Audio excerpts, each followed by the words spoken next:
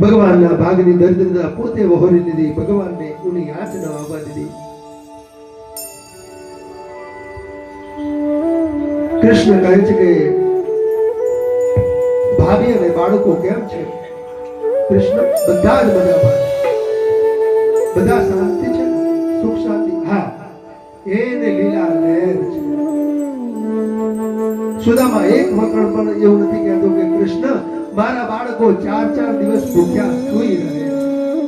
એક વખત પણ નથી કહેતો. બધા જ શાંતિથી સુખથી રહે છે. કૃષ્ણ કહે છે કે મારા ભાભીએ કઈ મોકલાવ્યું છે મારા માટે? સુદામા હવે વસ્તી સંકોચાય છે. ભગવાનનો આટલો વૈભવ, 4 મુઠ્ઠી તાંડુલ મારે સુખાથી વિદ્યા. પોટલી સંતાડે છે. ભગવાનને ખબર પડી ગઈ આ પોટલીની અંદર ભાભીએ મારા માટે કંઈક મોકલ્યું છે. પોટલી ઝૂંટવી લીધી, ખોલીને જોઈએ છે તો એની અંદર તાંડુલ. અરે સુદામા છે, તું આને મારાથી છુપાવે છે? આ તાંડુલ ખાવાથી તો ચરાચર જગત તૃપ્ત થઈ જશે. આમ કે ભગવાને એક મુઠ્ઠી તાંડુલ ખાઈ લીધા, બીજી મુઠ્ઠી તાંડુલ ખાધા,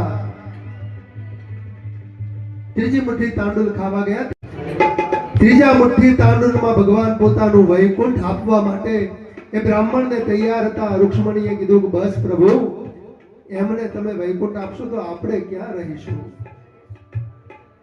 ભગવાન કે મારા ભક્ત માટે હું મારું સર્વસ્વ લૂંટાવી દેવા માટે તૈયાર છું. રૂક્ષ્મણી કહે બસ આટલી પ્રસાદી તમારા માટે બહુ છે, હવે અમને પણ પ્રસાદી આપો. બધી પટરાણીએ થોડા તાંડુલ પોતાના ભાગમાં ખાઈ લીધા. રાત્રે વિશ્રામ કર્યો. બીજો દિવસ થયો. ભગવાન ઉઠ્યા ત્યારે સુદામા નિત્ય સવારમાં પોતાનું સંધ્યા અને વંદન કરીને પૂજા પાઠ કરી રહ્યા છે. સુદામા કહે છે કે કૃષ્ણ, હવે હું રજા લઉં. ભગવાન કહે છે કે કાલ તો આવ્યો છું.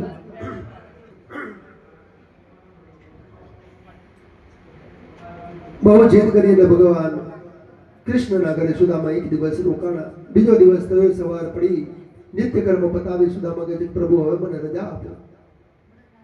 કૃષ્ણ કહે છે કે હજી મારું મન નથી ભરાતું સુદામા, હજી થોડો સમય તું